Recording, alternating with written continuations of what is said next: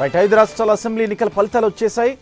తెలంగాణలో ముఖ్యమంత్రిగా కేసీఆర్ ప్రమాణ స్వీకారం చేశారు. మిజోరాంలోనూ మిజో నేషనల్ ఫ్రంట్ నేత జోరాతాంగా ప్రభుత్వాన్ని ఏర్పాటు చేయనున్నారు. ఇక మిగతా 3 రాష్ట్రాల్లో ఇవాల్టి వరకు సస్పెన్స్ కొనసాగుతూనే ఉంది. కొద్దిసేపటి క్రితం మధ్యప్రదేశ్ సీఎంగా కమల్నాథ్కి కాంగ్రెస్ అధినేత రాహుల్ గాంధీ లైన్ క్లియర్ చేశారు. దీంతో సాయంత్రం లెజిస్లేటివ్ పార్టీ భేటీ జరగబోతోంది.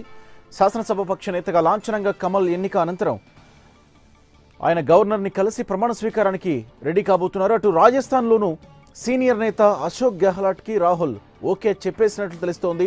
సీఎం కుర్చీ కోసం సచిన్ పైలట్ కూడా లాబింగ్ జరపడంతో పార్టీలో తీవ్ర తర్జనభర్జన జరిగింది. అయితే రాజస్థాన్లోనూ రాహుల్ సీనియర్కే ఛాన్స్ ఇచ్చారు. ఇక ఆయన సాయంత్రం పార్టీ నేతలతో భేటీ కాబోతున్నారు. ఇక ఛత్తీస్గఢ్ ముఖ్యమంత్రి ఎంపిక విషయంలో కాంగ్రెస్ హైకమాండ్ ఇంకా చర్చలు జరుపుతూనే ఉన్నట్లు తెలుస్తోంది.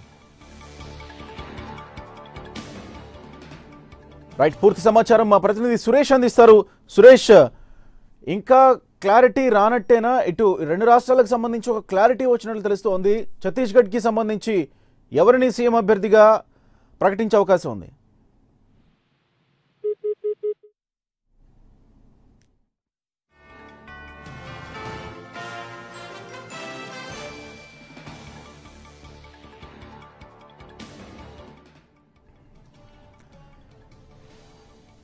రైట్, మొత్తంగా 5 రాష్ట్రాల అసెంబ్లీ ఎన్నికల ఫలితాల తర్వాత ఇటు తెలంగాణలో ముఖ్యమంత్రిగా కేసీఆర్ ప్రమాణ స్వీకారం చేశారు. మిజోరాంలో కూడా మిజో నేషనల్ ఫ్రంట్ నేత జోరాతాంగా ప్రభుత్వాన్ని ఏర్పాటు చేయబోతున్నారు. ఇక మిగతా 3 రాష్ట్రాలకు సంబంధించి ఇవాల్టి వరకు సస్పెన్స్ కొనసాగింది. అయితే కొద్దిసేపటి క్రితమే మధ్యప్రదేశ్ సీఎంగా కమల్నాథ్కి కాంగ్రెస్ అధినేత రాహుల్ గాంధీ లైన్ క్లియర్ చేశారు. దీంతో సాయంత్రం ఆయన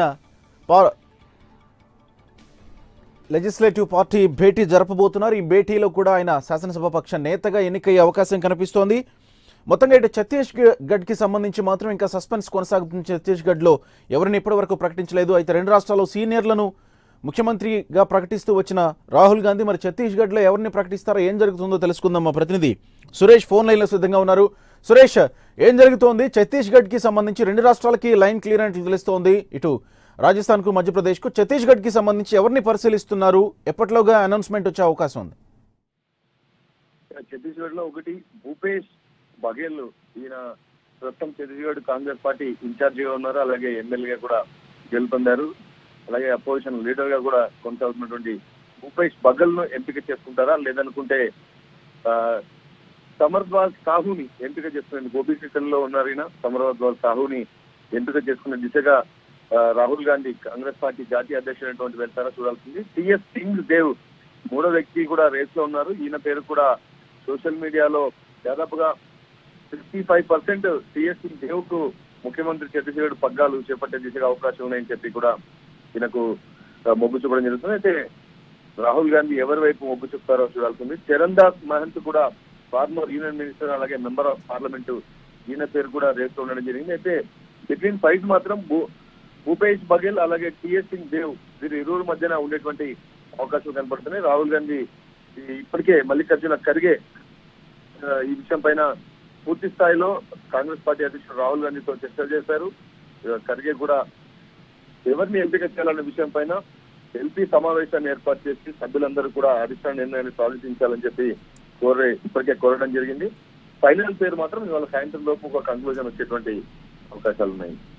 సురేష్, మొదటి నుంచి అనుకుంటూ వస్తున్నాం రాహుల్ గాంధీ టీం అంటే గనక ఖచ్చితంగా యువకులు ఉండే అవకాశం ఉంది అని. కానీ రాహుల్ గాంధీ కూడా సీనియర్లనే మళ్ళీ ముఖ్యమంత్రులుగా నియమించడం జరిగింది. ఇటు రాజస్థాన్కి సంబంధించి అశోక్ గెహ్లాట్ కానీ, అటు మధ్యప్రదేశ్కి సంబంధించి కమల్నాథ్ కానీ.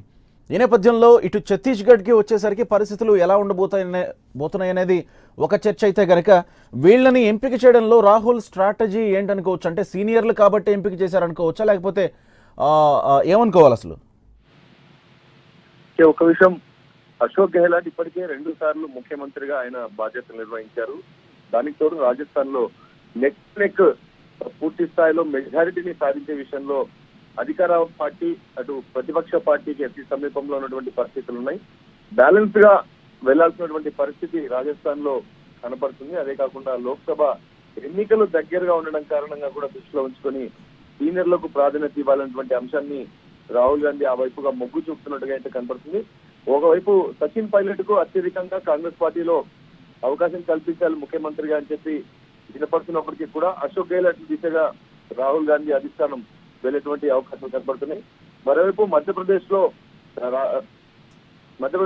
జ్యోతిరాదిత్య సింధియా అలాగే కమల్నాథ్ ఇరువురి మధ్య పోటీ ఉన్నప్పటికీ సీనియర్ వైపు దిశగా కమల్నాథ్ కే అత్యధికంగా కాంగ్రెస్ పార్టీలో మెజారిటీ పబ్లిక్ కమల్నాథ్ కి అవకాశం కల్పించాలని చెప్పి కూడా రాహుల్ గాంధీ దృష్టికి తీసుకెళ్లినట్టుగా తెలుస్తుంది. ఒకవైపు 114 స్థానాలకు మాత్రమే మ్యాజిక్ ఫిగర్ కు ఒక సీటుకు తక్కువగా ఉన్నటువంటి కాంగ్రెస్ పార్టీకి అపోజిషన్ పార్టీ స్ట్రాంగ్ గా బీజేపీ 10 ఏళ్ల పాటు అధికారంలో ఉంది. మరోవైపు 109 స్థానాలతో సెకండ్ ప్లేస్ లో ఉన్నటువంటి బీజేపీని ఎదుర్కోవాలంటే ఒక స్ట్రాంగ్ లీడర్ సీనియర్ అయి ఉండాలనేటువంటి ఉద్దేశంతో కాంగ్రెస్ అధ్యక్షుడైనటువంటి రాహుల్ గాంధీ కమల్నాథ్ వైపు మొగ్గు చూపుతున్నట్టు తెలుస్తుంది. రాజస్థాన్ లో కూడా సేమ్ సిచ్యువేషన్. ఇప్పటికే ప్రస్తుతానికి కాంగ్రెస్ పార్టీకి 99 స్థానాలు ఉన్నప్పటికీ అపోజిషన్ కూడా 73 స్థానాలతో సీరియస్ గా అధికార పార్టీని ఎరగట్టబెట్టే దిశగా ఉండేటువంటి సిచ్యువేషన్ ఉంది. కాబట్టి లోక్సభ ఎన్నికలను దృష్టిలో ఉంచుకొని సీనియర్ల వైపు రెండు కూడా మధ్యప్రదేశ్, రాజస్థాన్ చాలా పెద్ద రాష్ట్రాలు కాబట్టి వాటి వైపున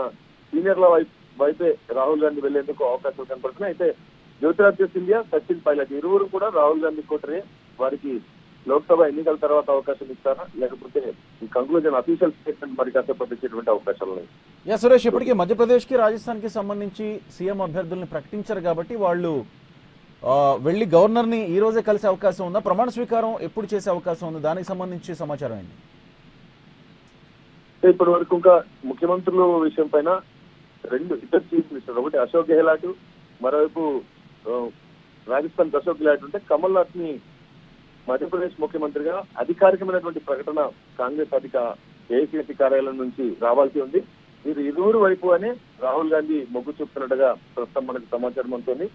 ఇవాళ ఎల్పీ సమావేశం ఏర్పరిచి రాహుల్ గాంధీ నిర్ణయాన్ని తెలియజేసిన తర్వాత వితిన్ 48 అవర్స్ లో మీరు ప్రమాణ స్వీకారం చేసేటువంటి అవకాశం కనపడుతుంది. రాజస్థాన్, మధ్యప్రదేశ్, ఛత్తీస్గఢ్ ఎల్లుండిలోపు కూడా 3 రాష్ట్రాలకు ముఖ్యమంత్రుల ప్రమాణ స్వీకారం పూర్తి చేసే దిశగా కాంగ్రెస్ అధిష్టానం ప్రయత్నాలు చేస్తుంది.